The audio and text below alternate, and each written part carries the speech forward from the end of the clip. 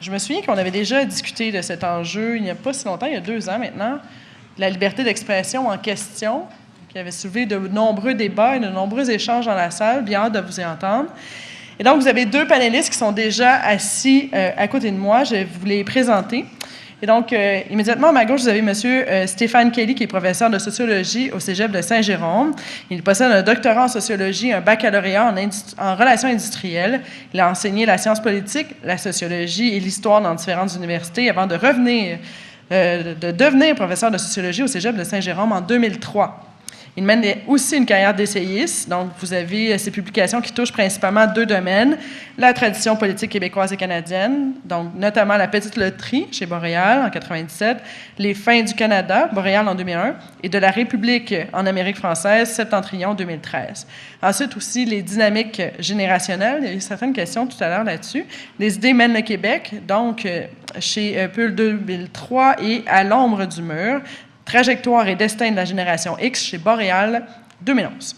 Il prépare actuellement un livre sur l'amitié de la famille dans le Québec post-référendaire. Je pense que ça va nous intéresser aussi éventuellement. Et oui, vous pouvez l'applaudir, bien sûr.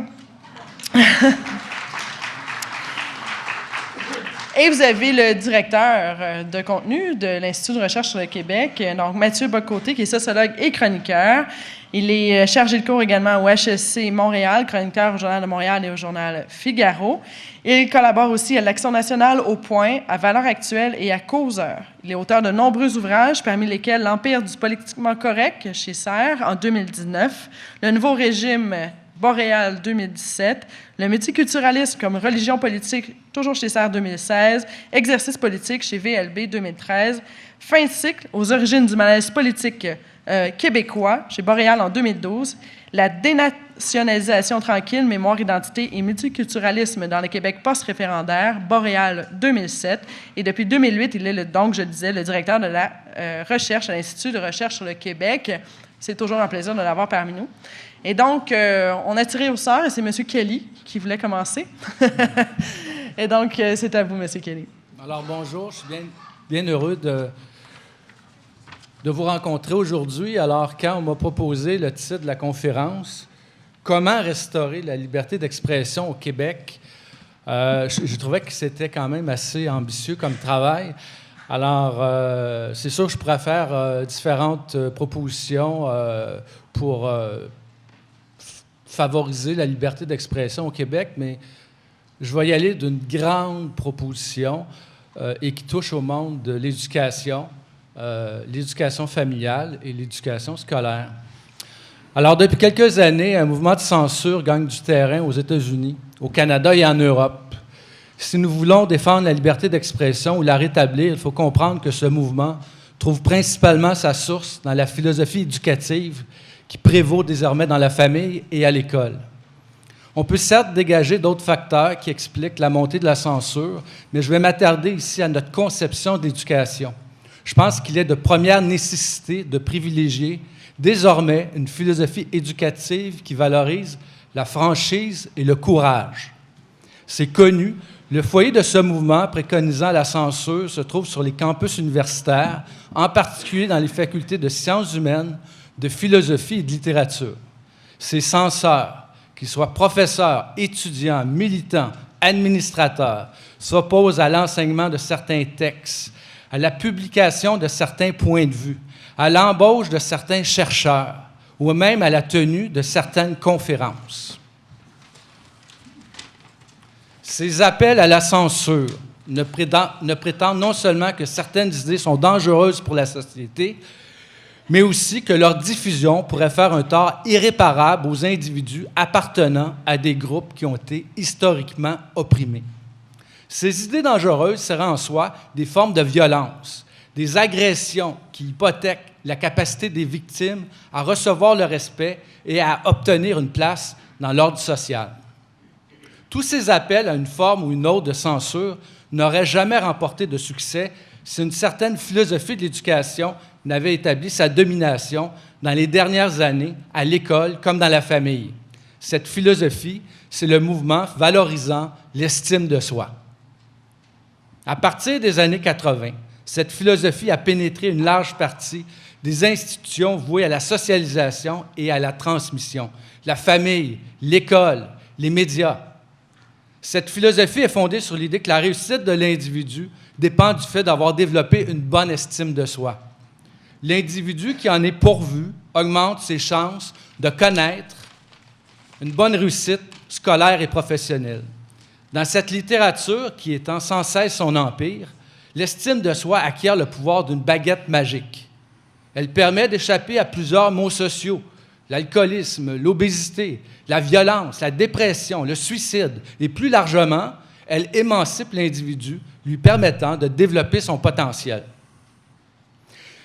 Si à l'origine, le mouvement valorisant l'estime de soi ne visait pas à restreindre la liberté d'expression, son triomphe a provoqué des effets collatéraux. Cette notion est devenue, avec le temps, l'arme de choix des censeurs lorsqu'ils cherchent à faire taire les individus qui tiennent des discours soi-disant offensants. En général, ces censeurs cherchent à protéger les victimes de tout acabit, de l'oppression blanche, de la domination patriarcale ou encore de l'intolérante norme hétérosexuelle. Mais les questions justifiant la censure ne se limitent pas à ceux-ci. Ils se multiplient, hélas, à grande vitesse, au fur et à mesure que l'évangile de l'estime de soi gagne du terrain. L'argument que je veux défendre dans cette conférence est assez simple. La théorie diversitaire, pour reprendre les mots évidemment de Mathieu Bock-Côté, et plus largement, les disciples du mouvement de l'estime de soi ont tout faux sur les voies qui mènent à l'émancipation personnelle, notamment à la réussite économique et professionnelle. Laissez-moi ouvrir une parenthèse, faire un bref détour du côté des travaux en mobilité sociale pour vous parler brièvement d'une étude brillante qui démolit quelques mythes à ce sujet. Cet essai s'intitule « The Triple Package ».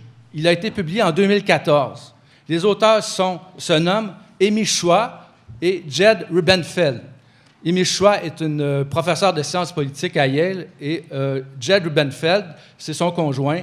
C'est un romancier et c'est un professeur de droit à Yale également.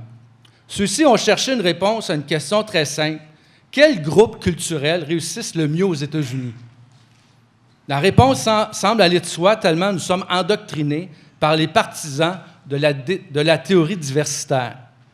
Après une revue de littérature détaillée, des travaux sur la mobilité sociale, Chua et Rubenstein ont identifié 8 groupes culturels qui se démarquent par leur excellence aux États-Unis. Les Libanais, les Iraniens, les Indiens d'Asie, les Cubains, les Juifs, les Nigériens, les Mormons, les Chinois. Je soupçonne que le seul groupe que vous auriez été capable de deviner sont les Juifs et que vous auriez sans doute identifié à tort, comme moi, avant de lire cette étude, les Suédois, les Allemands ou les Irlandais. Ce palmarès des groupes culturels qui accaparent les meilleures places dans l'échelle sociale étonne pour 2 raisons. Premièrement, les WASP y sont absents, à l'exception du groupe des Mormons. Deuxièmement, plusieurs minorités visibles se démarquent par leur excellence. Comment expliquer ça? La thèse des auteurs est ingénieuse et lumineuse. Certains groupes culturels, émigrés depuis 1 ou 2 générations, bénéficient d'un certain avantage tant qu'ils ne sont pas complètement assimilés à l'American Way of Life. Pour cette raison, la place des Juifs américains dans ce palmarès commence à décliner. De plus en plus assimilés, ils ne figureront bientôt plus dans ce palmarès.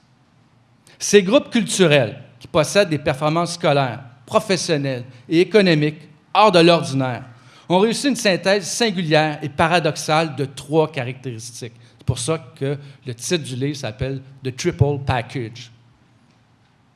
Premièrement, ces groupes possèdent culturellement un sentiment d'unicité, parfois de supériorité. Deuxièmement, ils ressentent en revanche un vif sentiment d'insécurité quant à leur place dans l'échelle sociale américaine. Troisièmement, ils exercent une maîtrise de soi extraordinaire, c'est-à-dire qu'ils ont une puissante capacité à faire des sacrifices pour se dépasser. Le sentiment d'unicité tient au fait que ces groupes, pour la plupart, sont les descendants d'une civilisation prestigieuse ou d'un peuple qui a réalisé des exploits remarquables. ou qui se croient investis d'un rôle messianique dans l'histoire, comme les Mormons, par exemple. L'ascension sociale de ces groupes aux États-Unis a été précédée par une période d'humiliation et de difficulté, période qui a forgé une intime conviction de ne pas avoir la place méritée dans l'ordre social. Sur le plan familial, une forte discipline a été imposée par les parents pour résoudre cette équation.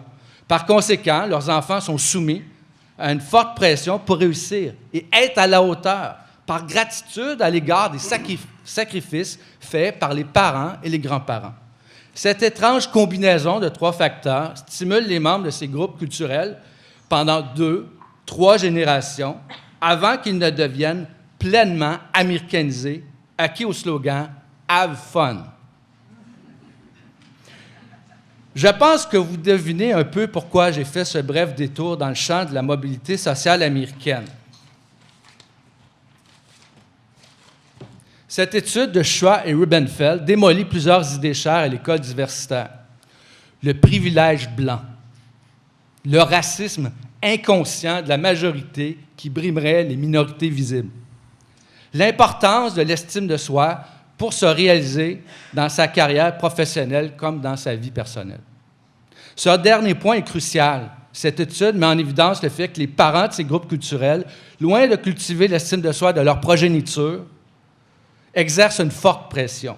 Comme vous le savez, le mainstream américain, lourdement influencé par la psychopop, déconseille aux parents cette façon de faire jugée trop punitive.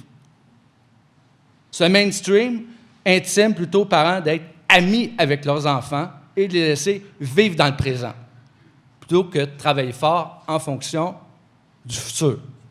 À l'inverse, face au manque d'efforts, face à l'immaturité, les parents de ces groupes culturels refusent la complaisance. Ils privilégient la rigueur en étant francs, quitte à bousculer l'enfant dans ses petites certitudes, notamment le fait qu'il est le centre du monde et que la vie qui l'attend va être facile. Si vous n'êtes pas convaincu par mon argument, pensez une seconde à ces nombreux athlètes canadiens et québécois d'origine immigrante qui ont atteint des sommets récemment. On peut penser dans le domaine de la boxe, du tennis ou dans d'autres sports. L'estime de soi, on l'aura compris, loin de pousser tout le monde vers le haut, prépare une société fondée sur la médiocrité. Une société où on discerne un diplôme à la fin de la maternelle ou qui donne des trophées à tous les participants à la fin d'un tournoi sportif. Alors, les gens comme moi qui ont des enfants savent de quoi je parle. Une société qui oblige ses professeurs à s'incliner devant l'enfant roi qui rouspète après avoir reçu un 60% pour sa copie bâclée. Une société qui refuse de mettre la barre haute pour ne pas heurter les émotions de ses membres. Le cerveau, pour se développer, doit être confronté à de l'adversité. S'il n'est jamais bousculé, il reste paresseux. Tenez, cela me rappelle mes années à la polyvalente à la fin des années 70. Certains profs, des boomers, étaient durs, baveux. Ils s'amusaient à nous dérouter, à nous déstabiliser. Cette verticalité assumée a été fertile. Elle nous a construit, nous, les X. Comme individus, on se construit dans le conflit, dans l'opposition, dans l'adversité, grâce à un parent exigeant, un maître intraitable, ou parfois un entraîneur sportif ambitieux qui veut nous pousser au bout de notre potentiel, quitte à égraffiner. Ils nous ont traumatisés, ces figures d'autorité? Non, ils nous ont endurcis. Ils questionnaient nos certitudes d'adolescents suffisants qui croient tout savoir. En nous poussant dans nos derniers retranchements, ils nous donnaient de la drive. Plusieurs des groupes culturels dominants identifiés dans The Triple Package sont des outsiders au sein de la société américaine. Avant de connaître une formidable ascension sociale, ils ont dû faire face parfois à l'opprobre, à la diffamation, à la stigmatisation. Mais plutôt que de se plaindre et chigner, ils ont relevé la tête, travaillé dur, péniblement grimpé l'échelle sociale en disant « Vous allez voir qui je suis. J'appartiens à quelque chose comme un grand peuple. » Pour le dire en québécois.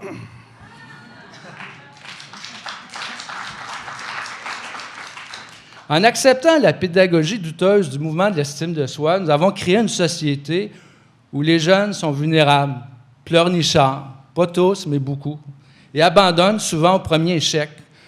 Une société dans laquelle la moindre apparence de discrimination est outrageusement théâtralisée. Rappelons-nous de Slave, la pièce de Robert Lepage. Une société qui sacrifie la raison au nom du ressenti de tout un chacun. Une société où l'intelligence et la franchise reculent et où l'esprit critique fout le camp. C'est une société où le spectre des idées est de plus en plus étroit, quand on refuse constamment d'envisager telle ou telle hypothèse scientifique ou politique pour ne pas blesser tel ou tel groupe. Une société qui, à travers ses institutions, la famille, l'école, les médias, préfère la gentillesse à la rigueur. Je pense que vous avez deviné ma conclusion. La culture de l'effort doit remplacer la culture de l'excuse.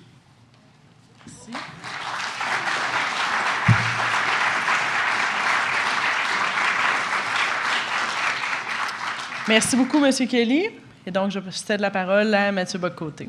Oui, bonjour à tous. Et j'en profite pour saluer nos amis de la CBC qui sont ici présents et qui sont à la recherche et qui veulent probablement, encore une fois, réaliser un reportage objectif et nuancé sur le nationalisme québécois.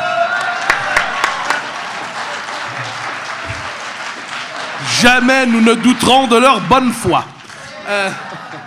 Alors, ces salutations de rigueur étant faites, alors, la question de la censure, la question de la liberté d'expression dans le débat public est une question qui prend de plus en plus d'importance dans les sociétés occidentales. Et on le voit au Québec aussi, mais pour bien la comprendre, me semble-t-il, il nous faut la penser non seulement comme le symptôme je dirais comme un phénomène qui serait intérieur et qui croîtrait dans notre société à partir de rien. Nous devons aussi penser cette logique de censure, cette logique d'inhibition du débat public, cette logique qu'on peut appeler, que j'assimile à l'empire du politiquement correct. Nous devons aussi le penser à la manière d'un phénomène qu'on pourrait appeler d'impérialisme culturel américain ou tout simplement d'américanisation des mentalités. Nous ne pouvons pas penser sérieusement cette régression de la parole publique sans la penser comme un phénomène idéologique qui, de ce point de vue, vient du sud et va vers le nord avant d'ensuite traverser vers l'est et de frapper les sociétés européennes aussi. Ces phénomènes de censure, on les voit de plus en plus, conférences annulées dans les universités, débats publics très rapidement étouffés à partir de quelques étiquettes qui sont accolées aux différentes figures qui y participent, réduction de l'espace de la liberté intellectuelle qui est toujours, parce qu'on va désormais l'aborder à partir des soupçons d'intolérance, toujours, hein, c'est-à-dire on va de moins en moins s'intéresser aux pensées qui se présentent à nous et on va plutôt chercher à les étiqueter de manière à les rendre infréquentables d'une manière ou de l'autre. Autrement dit, l'espace public est de plus en plus patrouillé par ceux que j'appelle des contrôleurs de la circulation idéologique et qui distribuent des contraventions à ceux qui dérapent, c'est-à-dire qui vont à l'encontre du discours officiel autorisé tel que nous le connaissons de plus en plus dans l'espace public. Alors... Alors, ces questions sont de plus en plus... nous sommes de plus en plus familiers avec ça, en bonne partie parce que nous les ressentons, mais parce que des débats liés à cette culture de la censure se multiplient dans notre société. Et je propose d'aborder cette question à partir d'un angle particulier, je l'ai dit, c'est-à-dire l'américanisation culturelle, l'américanisation des mentalités, et avec un angle particulier, c'est-à-dire à quel point cette américanisation des mentalités peu à peu, nous rend étrangers à nous-mêmes. C'est-à-dire que, comme société, la société québécoise, nous nous pensons de plus en plus à partir d'idées, de concepts, et même de notions, et même de souvenirs qui nous sont étrangers, mais que nous plaquons artificiellement sur notre réalité pour la décrire. Ce qui fait, paradoxalement, que plus on s'avance théoriquement dans la compréhension de la société québécoise aujourd'hui, surtout à l'université, moins on la comprend. Plus on cherche à la conceptualiser, plus on la déréalise. Plus on cherche à la penser, moins on parvient à comprendre sa singularité. Et il y a tout un discours public, donc ce discours venu des campus américains, mais plus encore venu d'une certaine pensée américaine, il y a tout un discours qui, aujourd'hui, croyant éclairer de manière nouvelle nos réalités sociales, pousse en fait à la déconstruction assez inquiétante de nos représentations collectives et de notre capacité à nous penser par nous-mêmes. Cette réalité, on va le voir sur plusieurs points, sur le plan sociologique, sur le plan historique, sur le plan politique aussi. Et donc, je vais donner quelques exemples de cette américanisation mentale qui fait en sorte que de plus en plus, nous pensant dans des catégories qui n'ont pas été élaborées à partir de notre réalité, nous nous déréalisons quand nous cherchons à nous comprendre. Pardon. Premier exemple, certains concepts qui percent dans l'espace public depuis quelques années. L'un d'entre eux pour définir la société québécoise. On parle de plus en plus, non plus de la majorité historique francophone, qui est pourtant la réalité historique, sociologique, fondamentale qui structure notre communauté politique, pour parler plutôt de manière assez contre-intuitive de majorité blanche catholique. Alors là, on nous dira peut-être, mais ces deux concepts sont interchangeables. Mais pas du tout, loin de là même.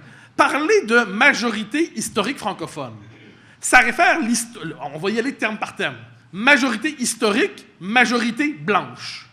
Dans un cas, le concept historique est un concept qui n'est pas un concept racial.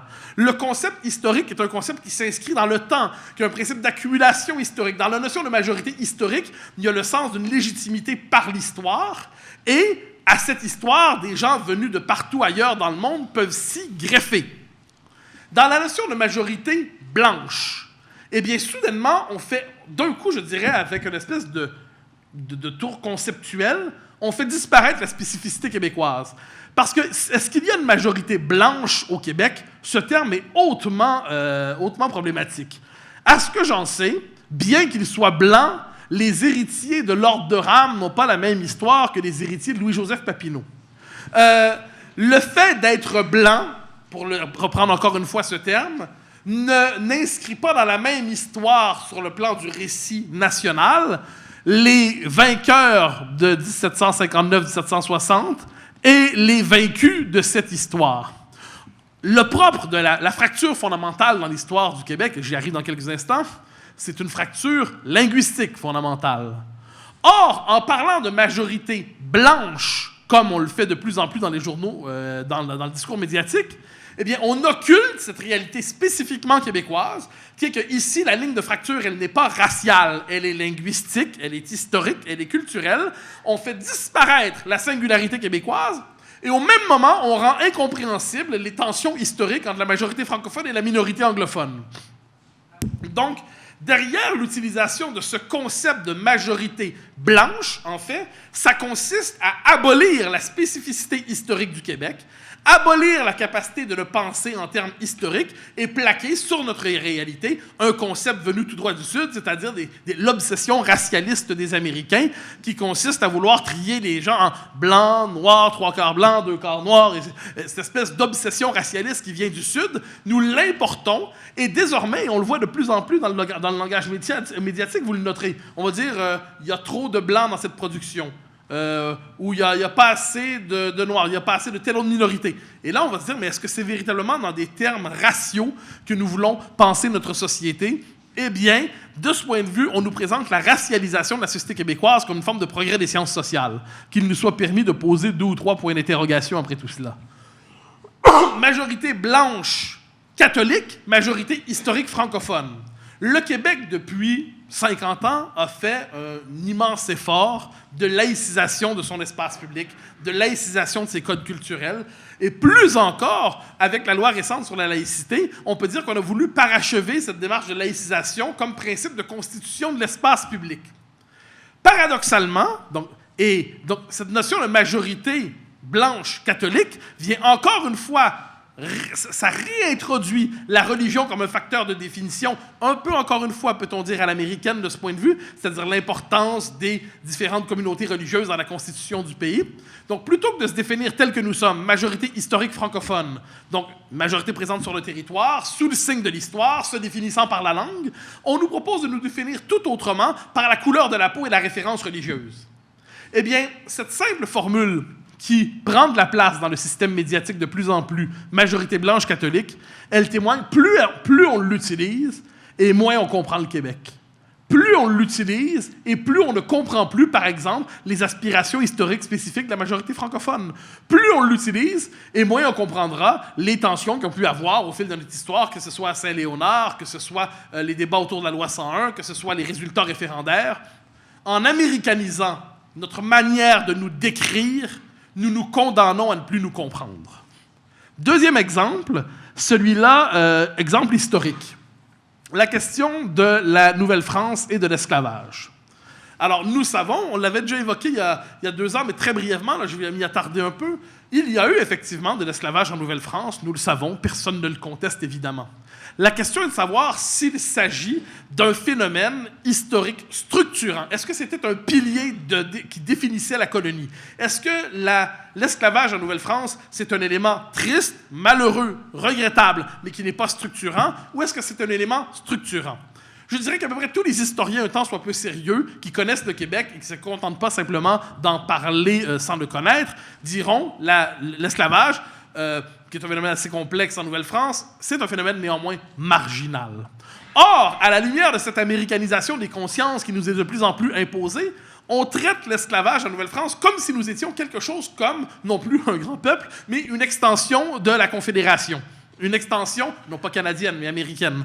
Comme si on était une extension des États confédérés. Comme si on était une extension de l'Alabama. Comme si on était une extension finalement, au nord des États-Unis. Et de plus en plus, on nous invite, regardant la Nouvelle-France, à la penser sous le signe de l'esclavage, comme s'il s'agissait d'un phénomène fondamental. Et on nous dira même dans le même esprit, toute réflexion sur la Nouvelle-France qui n'est pas centrée, au moins partiellement, sur la question de l'esclavage, est une réflexion terriblement incomplète, inachevée. Mais encore une fois, c'est qu'on transpose les histoires.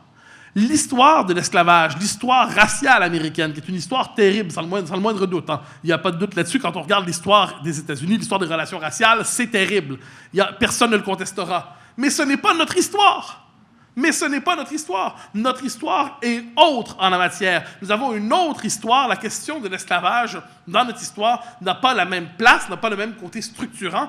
Et pourtant, se déploie de plus en plus dans le discours public cette nécessité, lorsqu'on parle de la Nouvelle-France, de toujours évoquer la question de l'esclavage, non pas à la manière d'un phénomène parmi d'autres, mais à la manière d'un fait qu'il faudrait révéler à tous pour expliquer, même de manière après coup, les discriminations qui existeraient au Québec aujourd'hui. Hein. C'est ce qu'a déjà fait la Commission des droits de la personne et de la jeunesse, cette instance à la méthodologie approximative et douteuse qui se prend pour la conscience morale de la société québécoise et qui disait la question du racisme et de la discrimination est très présente au Québec, mais d'ailleurs, soyons pas surpris, ça remonte en fait à la Nouvelle-France. Bon, mais on était coupable dès le début. Culpabilité ontologique et originelle, quel privilège. Alors, on le voit. On le voit aussi, si je peux me permettre d'ajouter, sur la question des rapports avec les populations amérindiennes, avec les Premières Nations. Il y a, et ça on le voit de plus en plus, je remarque la présence, peut-être davantage dans la jeune génération, d'une conscience coupable très forte lorsqu'il est question des peuples amérindiens. Alors, sans le moindre doute, il y a une tragédie propre aux nations autochtones en Amérique, mais on ne saurait fondre dans une même catégorie homogène le traitement français, le traitement anglais, le traitement portugais et le traitement espagnol des Amérindiens. Nous n'avons pas traité les nations amérindiennes comme les Anglais les ont traitées. C'est comme ça, et c'est plutôt à notre honneur, si je peux me permettre. Mais on dissout, encore une fois, la référence québécoise, cette fois dans la culpabilité américaine. Donc, et là, je me souviens très bien, j'entends ça, j'ouvrais Radio-Canada, on entend toujours des choses lumineuses à Radio-Canada.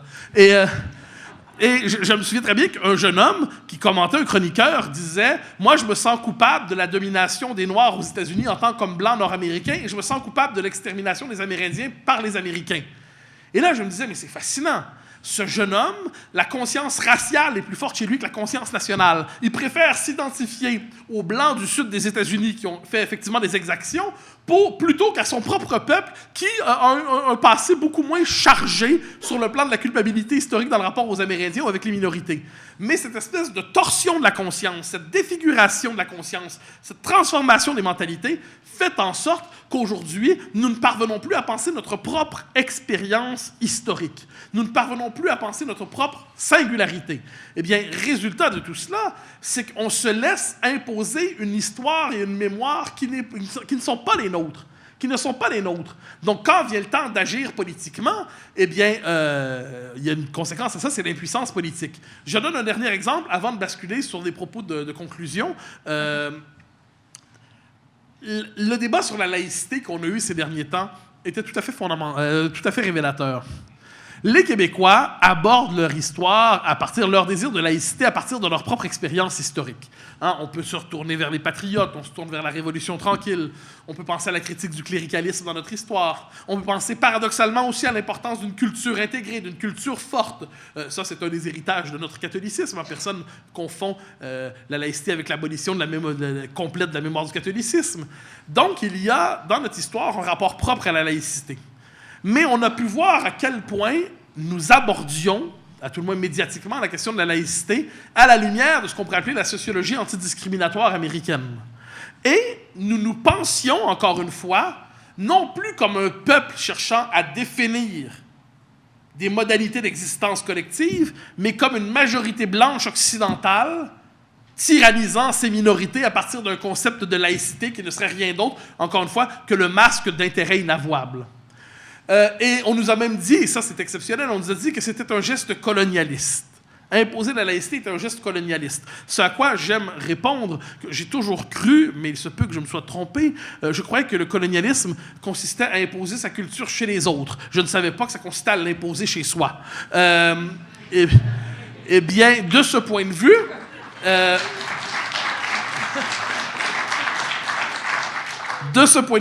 la culpabilisation de l'ambition nationale liée à la laïcité n'est pas sans lien, encore une fois, avec le fait que nous avons de moins en moins de catégories et de concepts disponibles dans notre esprit pour penser notre réalité. Alors, vous le devinez, je pourrais multiplier les exemples en ce genre, mais vous aurez compris, l'essentiel, c'est que ce vocabulaire racialiste, ce vocabulaire anglo-saxonisant, disons ça comme ça, ce vocabulaire qui nous vient des concepts, des campus américains où la liberté d'expression n'est plus particulièrement appréciée, disons-le poliment. On peut voir de ce point de vue le film Evergreen. Certains parmi vous l'ont peut-être vu sur YouTube. C'est assez fascinant. C'est dans un campus, on voit comment la liberté d'expression est traitée. On est dans un phénomène grave de totalitarisme idéologique. Donc, il y a toute une espèce de mentalité qui se déploie essentiellement à travers les sciences sociales, pas seulement. Je ne veux pas croire un instant que le département des sciences sociales de l'Université de Milwaukee est plus puissant que Hollywood, évidemment. Mais il y a quand même une puissance des concepts en sciences sociales qui migrent dans l'univers universitaire nord-américain et qui s'impose à nous de plus en plus et qui nous condamne d'une manière ou de l'autre à nous transformer non plus en société distincte ou en nation, mais en province lointaine de l'empire de notre temps. Alors, que faire devant cela? Parce qu'on l'a dit, c'était la question de Lénine qui structure notre journée, apparemment. J'aimerais nous lancer sur la piste de Fernand Dumont. Fernand Dumont, ce grand philosophe, ce grand sociologue, ce grand intellectuel québécois à qui Serge Quentin, qui a déjà d'ailleurs participé à ces colloques il y a quelques années, vient de consacrer un livre magnifique sur l'œuvre de Fernand Dumont. Fernand Dumont, à la fin de son livre « Le sort de la culture », nous invite à réfléchir à ce qu'il appelle l'emplacement québécois. Réfléchir à l'emplacement québécois et réfléchir à partir de l'emplacement québécois. Notre situation existentielle à nous, Québécois, en Amérique, n'est pas une situation je dirais, particulièrement simple. Nous sommes une petite nation, enclavée dans une fédération qui la nie, aux marches de l'empire le plus puissant de notre temps, qui considère notre différence culturelle à la manière d'un résidu ethnique appelé à disparaître un jour. Et pourtant, nous nous entêtons à exister. Eh bien, Fernand Dumont nous invitait à penser l'emplacement québécois, c'est-à-dire élaborer des concepts, des idées, élaborer des théories même, non plus sur le mode de l'importation universitaire. Ah, ça fonctionne à Oxford, dans ce cas-là, ça fonctionne à Harvard, amenons ça ici tout de suite. Que dirait Judith Butler de l'existence du Québec? Elle ne connaît pas l'existence? Pas grave. Alors, que dirait tel philosophe égaré? Que pensez-vous du Québec? Probablement que c'est mal.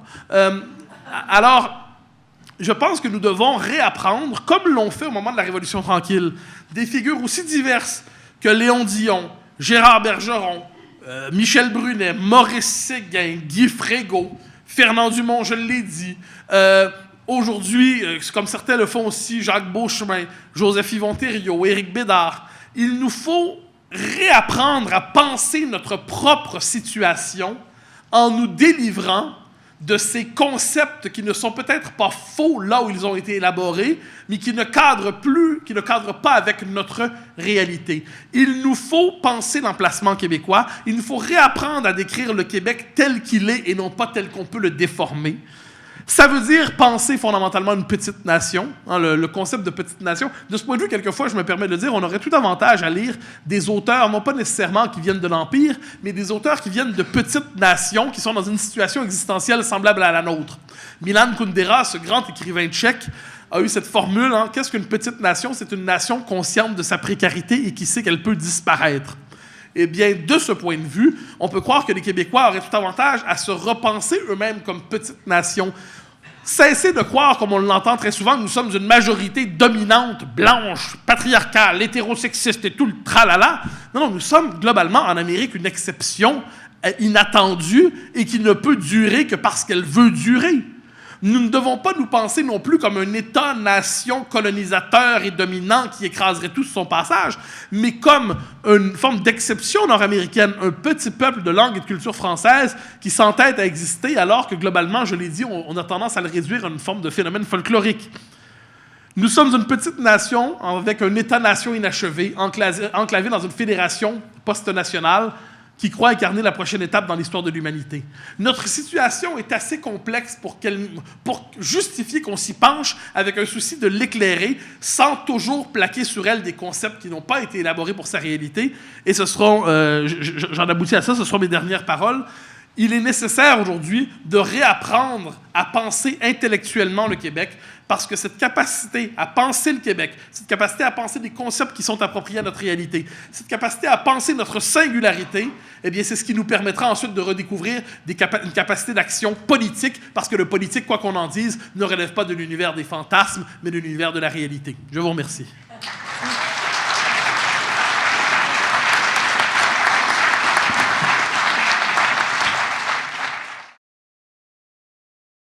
Laurent Desbois, ex-francophone hors Québec, d'origine autochtone, Micmac et fier, et ex-francophone hors Québec.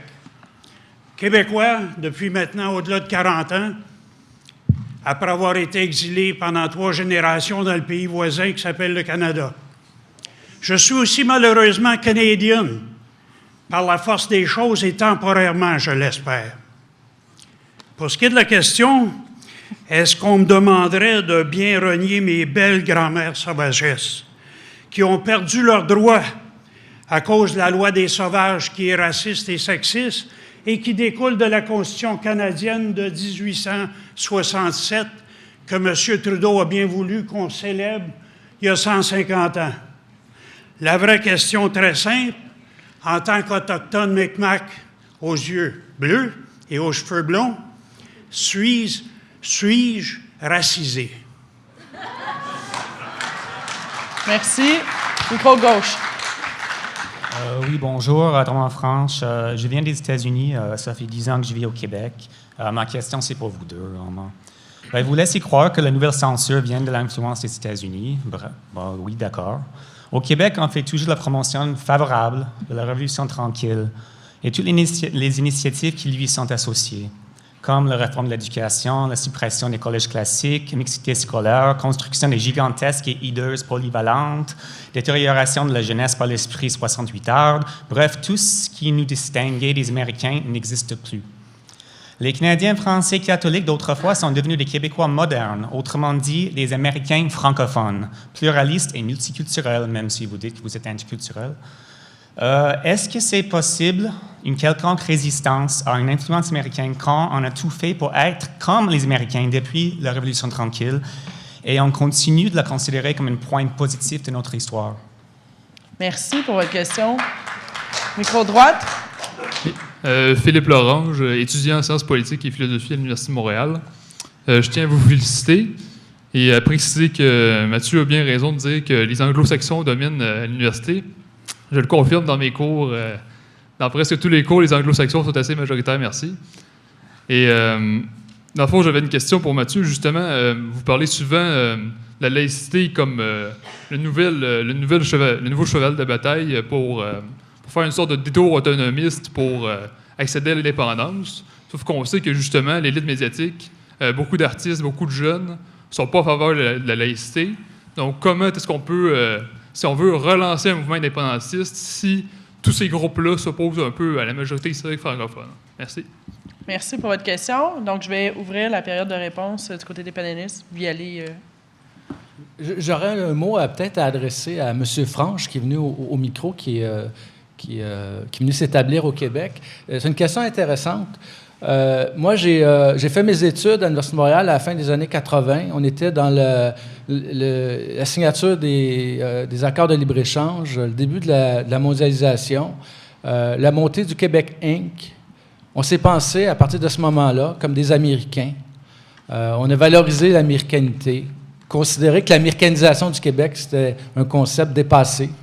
Et moi-même, dans mes travaux, la première partie de ma carrière, je me suis intéressé à l'histoire politique québécoise et canadienne, et j'empruntais beaucoup des concepts qui venaient d'une certaine d'auteurs américains. Puis je le regrette pas. Je pense que ça m'a permis, d'éclairer des choses. Puis je regarde les plus jeunes. Moi, j'ai un fils de 18 ans qui est rendu au Cégep du Vieux-Montréal. Puis lui, ce qui l'intéresse, c'est l'Europe, c'est la France. Je pense qu'on atteint un moment dans notre histoire, sur le plan culturel, sur le plan intellectuel, où on est en train de prendre la mesure de notre américanité mentale. Puis c'est pas juste quelque chose qu'on voit dans les collèges, les universités. On écoute la télévision, quand ça arrive le moment du Super Bowl, là, on devient tous américains. Il y a aussi la journée, le Black Friday, là, le vendredi fou. Là. Alors, quand on écoute les informations là, aux différents postes télégénéralistes, là, c'est hallucinant à quel point on s'adresse aux Québécois comme si on était vraiment des citoyens de l'Empire. Et il y a quelque chose de particulièrement pernicieux là-dedans, parce que je suis largement d'accord avec le propos de Mathieu, même si, vous avez vu, je me suis appuyé sur des auteurs américains pour tenter de déconstruire l'espèce de lecture américaine qu'on cherche à plaquer sur notre expérience historique. Puis un dernier point que je voudrais souligner, c'est que il y a c'est-à-dire que l'espèce de lecture américaine de notre condition historique, mais c'est une lecture américanisante qui nous vient des États-Unis, mais si je veux dire, tout le champ intellectuel américain, il est plus diversifié que ça. Et moi, ça me frappe. Il y a à peu près au Québec une douzaine de journalistes qui suivent la politique américaine, des commentateurs, des experts qui sont souvent associés à une chaire à l'UQAM. Puis quand ils nous parlent de la politique américaine, là, on pourrait les amener ici, là, les 15. Ils ont exactement la même lecture de ce qui se passe aux États-Unis. Alors, il y a vraiment aucune diversité. Alors ça, c'est intéressant. Le discours diversitaire, c'est le discours qui possède en lui-même le moins de diversité. OK. CBC. D'abord, tout, je veux juste faire une nuance, histoire de ne pas être mal compris. Je ne crois pas évidemment que les nations fonctionnent en vase clos. Et il est normal, quand on travaille en sociologie, en histoire, en philo, ainsi de suite, de s'inspirer d'auteurs étrangers, tout comme il est normal de regarder des films qui viennent pas de chez soi. Tout ça va de soi. Ce qui m'embête, moi, c'est la transposition immédiate de ces concepts sur notre réalité sans chercher à les adapter minimalement à notre réalité. Comme Stéphane, je vais utiliser certains concepts qui viennent d'ailleurs, des États-Unis, de France, d'Allemagne, de Grande-Bretagne, ainsi de suite. Tout ce que je souhaite, cela dit, c'est qu'on ne prenne pas ces concepts pour écraser la réalité québécoise, mais l'éclairer à partir d'un angle particulier. Mais ce que je rejette, en fait, c'est la dissolution de notre singularité dans des concepts à prétention universelle. Une fois que c'est dit, évidemment, ces concepts peuvent nous éclairer d'une manière ou de l'autre. Mais leur mauvais usage domine pour l'instant. Aux questions posées. Sur la Révolution tranquille, alors, je n'ai pas un rapport aussi critique, pour le dire clairement, à la Révolution tranquille. Elle doit être critiquée sur plusieurs aspects, sans le moindre doute. Il y a dans la Révolution tranquille, par exemple, un rejet exagéré et brutal de l'héritage canadien-français. Il y a une espèce de mauvais sort jeté sur toute l'expérience du catholicisme qui ne saurait se réduire à la caricature de la grande noirceur.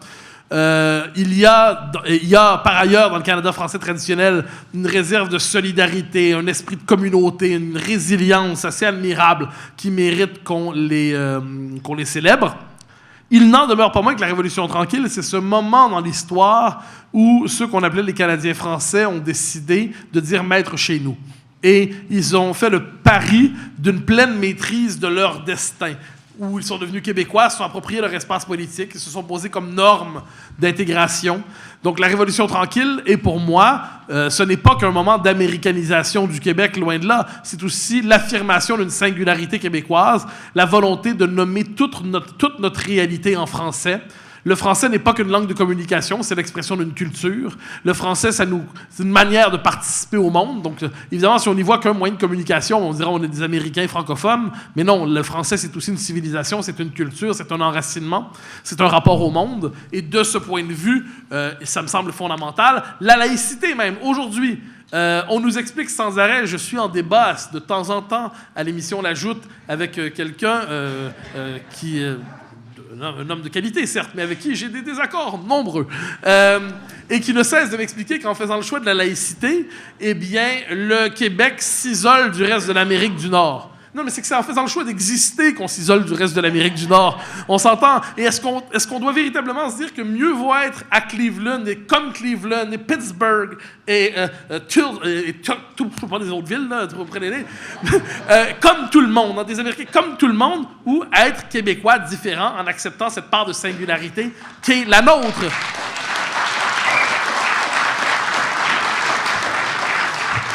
Il faut vraiment que la culture québécoise ait une puissance d'attraction fondamentale pour qu'on puisse trouver une certaine beauté à Montréal, quelquefois. Il y a une force à Montréal. Si Montréal n'était que Cincinnati au nord, puis on parlait en anglais, là, comme ça on serait pleinement intégré au continent, pas certain que Montréal aurait le charme qu'on lui prête. Autrement dit, quand on nous dit que vous allez être les seuls sur le continent avec votre laïcité, on se dit oui, on est les seuls sur le continent à notre manière. On est une autre histoire de l'Amérique. On est une autre Amérique. Et de ce point de vue, il faut assumer cette singularité. Et plus encore, j'ajouterais assumer nos liens intimes avec l'Europe et la France. Parce qu'on trouve là une alliance fondamentale, une alliance philosophique, une alliance politique qui peut nous renforcer dans la défense de notre singularité.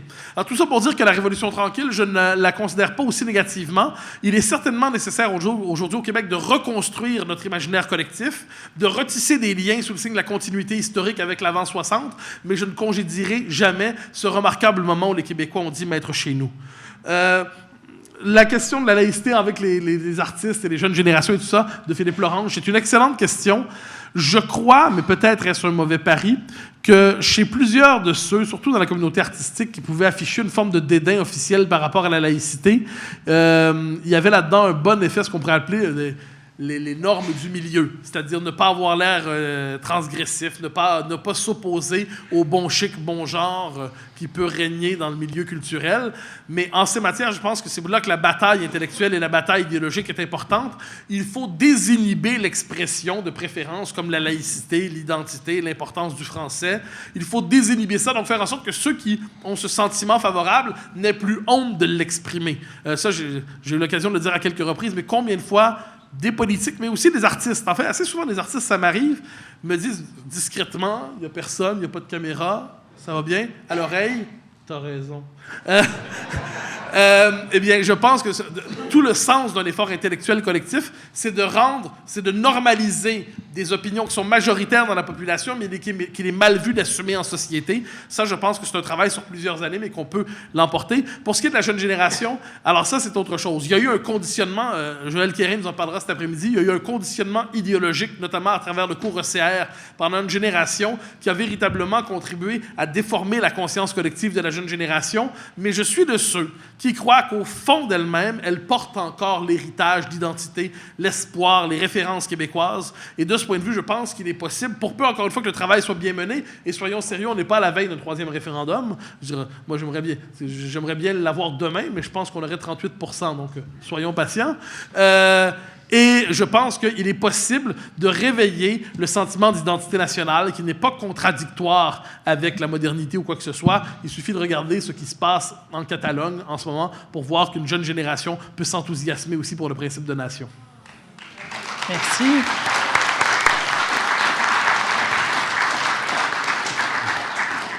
Donc, avec tout ça, il nous reste seulement 9 minutes. Donc, je vais prendre 4 interventions et ce sera tout pour cette période-ci. Je m'en excuse, mais c'est quand même intéressant d'entendre les réponses à vos questions. Donc, laissons le temps et vous aurez évidemment le temps de venir poser vos questions. Donc, 4, je commence à gauche. Donc, faites le calcul. Vous savez si oui ou non, j'arriverai à vous. Monsieur. Sébastien Richard, je suis membre de la commission politique du Parti québécois. Je voudrais faire je vais essayer de faire une synthèse de toute ma pensée parce qu'évidemment, ce sont des conférences stimulantes qu'on a eues. Je veux faire une remarque précise. Oui, on peut certainement aller chercher dans des auteurs, des pensées, une vision américaniste, tout ça va bien. Mais le fait qu'on arrive à une conclusion comme celle que Stéphane nous a proposée, elle nous réfère aussi, je pense, parce que je pense qu'il est important qu'on ramène les choses par rapport à nous-mêmes et non pas essayer de chercher les coupables ailleurs. Par rapport à nous-mêmes, ça ressemble franchement, je trouve, à l'héritage des collèges classiques. Ce que je veux dire par là, c'est qu'on sait très bien que les collèges classiques au Québec au Québec, Nouvelle-France et avant, ont été des usines pour former des prêtres. Des prêtres qui avaient pour objectif d'obéir aux orientations qui étaient imposées par Rome. Et donc, la pensée unique, on est exactement là-dedans ici. Donc, ça signifie que dans le contexte où on se retrouve maintenant dans une société qui se prétend laïque et qui pense que la religion n'a plus d'impact, c'est là qu'on fait une énorme erreur parce que le fond catholique qu'on a dans notre société est encore éminemment présent. Et je pense qu'il est très important qu'on soit conscient que l'Église catholique ici a été une puissance occupante qui n'avait aucun intérêt pour la nation canadienne, française et québécoise, mais bel et bien pour ses intérêts qui sont dictés par Rome. Alors ça, je pense qu'il est important qu'on ramène ça dans cette perspective parce que ça signifie que comme collectivité, on a encore un bout de chemin à faire par rapport à ça. L'autre élément que je voudrais amener, et c'est pas du tout ce que vous nous suggérez, mais je me permets de l'exprimer quand même, il faudrait pas que la conclusion de ce débat-là soit celui d'attiser une colère pour trouver des coupables. Je pense que ce qui est important, c'est qu'on se dise, puisqu'on en est là, ça signifie qu'une journée comme aujourd'hui nous amène à reprendre l'offensive en termes de réflexion, à ramener la création d'un projet de société et à faire en sorte qu'on puisse se regrouper autour de consensus qui vont nous permettre de réaffirmer l'importance de la nation dans une perspective politique comme ce qui nous était présenté lors du panel précédent. Alors, je pense que la réflexion, vous pourrez y réagir si vous en sentez le besoin. Merci beaucoup. Vous avez respecté vos 2 minutes. Merci également. Oui, bonjour, je m'appelle Denis Laquin, je suis chargé de cours en langue russe à McGill. Ne vous inquiétez pas, j'ai pas de lien avec Poutine ni le Kremlin, donc qu'on ne crie pas à l'ingérence russe après la CBC. Et en tant qu'étudiant et chargé de cours à McGill, je baigne un peu dans ce milieu politiquement correct. Juste pour donner un exemple, on m'a fortement déconseillé de corriger les travaux de mes étudiants en rouge, parce que le rouge est une couleur agressive. Et donc... j'ai fait quelques constats à McGill, justement. C'est que d'une part, cette idéologie, elle est minoritaire. Je ne vous cacherai pas que chez les profs d'origine russe, surtout ceux qui sont nés en URSS, ça passe moins bien, ce genre de directive. Et d'autre part, cette idéologie minoritaire est imposée par la direction. On a des séminaires, des évaluations, des directives qui sont cachées sous recommandation, parce qu'une directive, ça serait trop agressif. Et donc, dans cette optique-là, comment est-ce qu'on peut combattre cette imposition idéologique alors que ça vient d'en haut? Merci. Merci.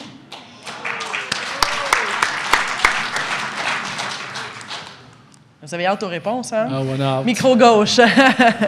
Oui, bonjour, Guillaume Parent, je suis traducteur. Ma question, ça a rapport avec l'estime de soi. Je ne sais pas si, comme moi, vous voyez un lien entre la disparition de certains concepts catholiques dans la culture québécoise avec la montée de la vénération de l'estime de soi. C'est-à-dire, par exemple, le concept d'un Dieu qui est au-dessus des individus, qui, lui, à la fois aime les individus, mais les juge profondément, et il dit que les êtres humains sont des pécheurs, et voilà, on est par défaut imparfait, et nous devons se diriger vers quelque chose de plus grand que nous. Donc, ma question, c'est ça. Merci. Vous avez fini? Oui. OK, parfait. Micro droite. Oui, bonjour, André Sirois. J'ai passé plusieurs années à travailler à l'étranger. Quand je suis revenu ici, la première constatation que j'ai faite, c'est que je me trouvais au pays de la complaisance. Le grand péché maintenant, c'est de ne pas être complaisant. Et ça m'a beaucoup étonné, et puis j'en suis pas encore remis. Vous téléphonez à des fonctionnaires et vous faites remarquer qu'on ne vous répond pas à votre question, et la réaction du fonctionnaire, c'est de dire « Mais vous êtes bien grossier ». Mais je dois dire que j'étais un peu étonné. Question de histoire des Noirs. Comme j'étais aux États-Unis, je peux vous assurer qu'aux États-Unis, beaucoup de Noirs que je connais et des historiens savent très bien que les Noirs qui se sont sauvés de l'esclavage ont été accueillis au Canada et au Québec et ont été sauvés au Canada et au Québec, et que c'est pas un pays qui faisait la promotion de l'esclavage. Alors, on sait ça aux États-Unis. Malheureusement, les Québécois qui ont sauvé ces gens-là ne le savent pas. Il faut peut-être commencer à donner des cours d'histoire.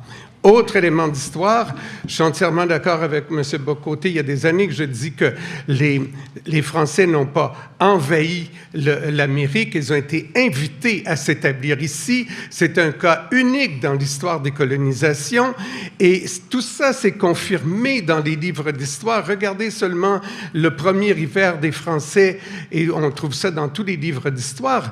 Les Français ont failli périr lors de leur premier hiver, et c'est les Indiens qui les ont sauvés.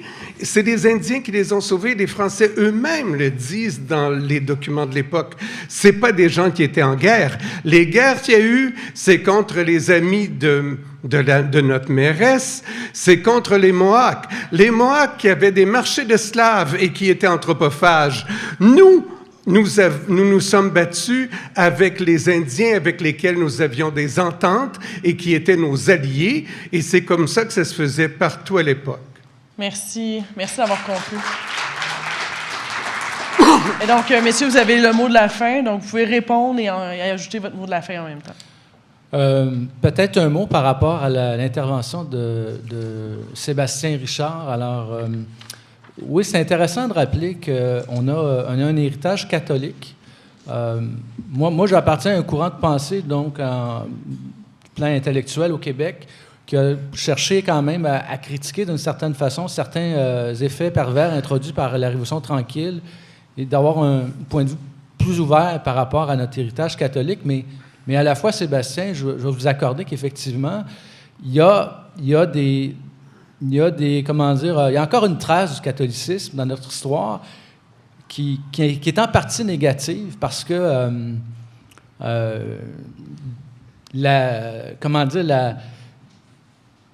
l'échange des idées, la délibération dans un milieu fortement catholique dans les années 20-30, c'est quelque chose d'un peu problématique. Alors, je pense que comme peuple, là, on a encore des choses, je pense, à améliorer sur le plan de l'expression des des divergences d'idées.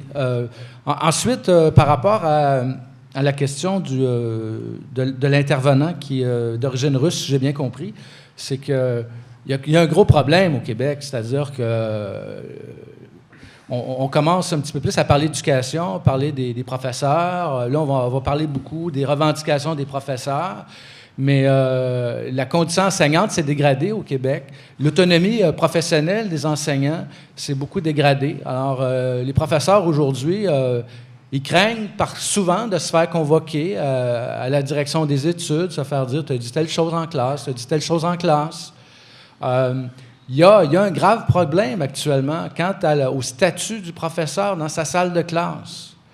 C'est problématique. Puis avec tout le triomphe de l'idéologie de l'estime de soi, bien, ça vient fragiliser la position du professeur, non seulement dans sa salle de classe, mais aussi dans la société. Alors, je vais laisser la parole à Mathieu. Quelques points. Sur la question du rapport au catholicisme, M. Richard nous dit que c'est une puissance occupante, étrangère, tout ça. Vous me permettrez d'avoir une autre lecture que vous de l'histoire du catholicisme. Moi, ce qui me frappe, c'est qu'avant 1960, le catholicisme était, je dirais, la structure à travers laquelle s'incarnait la nation. Et ensuite, après 60, on l'a traité comme un corps étranger dont on devait se débarrasser à tout prix pour pouvoir enfin s'émanciper. Au point même, et ça, c'est une forme ça entraîne une confusion dans la lecture de la Révolution tranquille, on a quelquefois l'impression qu'on s'est libéré avec la Révolution tranquille parce qu'on s'est libéré de l'Église. Ouais, la vraie libération était quand même politique et nationale, et celle-là, elle tarde à se faire, si je peux me permettre.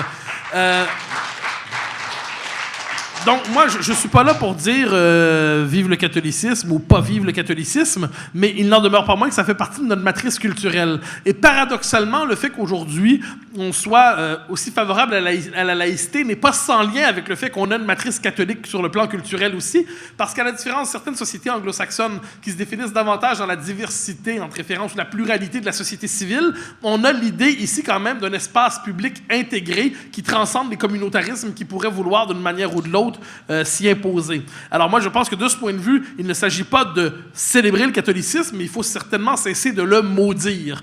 C'est une part de nous, et je connais peu de peuples qui s'émancipent en maudissant une partie fondamentale de leur histoire. Ce qui ne m'empêche pas d'être un fervent partisan de la laïcité aujourd'hui et de m'exaspérer, comme tout le monde, des délires religieux lorsque je les vois. Par ailleurs, je trouve que s'il y a une chose que l'Église catholique nous a laissée qui était très mauvaise, et ça, on s'en est pas débarrassé, c'est le cléricalisme. Ça, c'est toxique. Le cléricalisme, avant 1960, on l'a connu. Après 1960, on le connaît encore. C'est simplement qu'il ne s'exprime plus au même endroit. Il s'exprimait en chair à l'Église et il s'exprime en chair à l'université. Et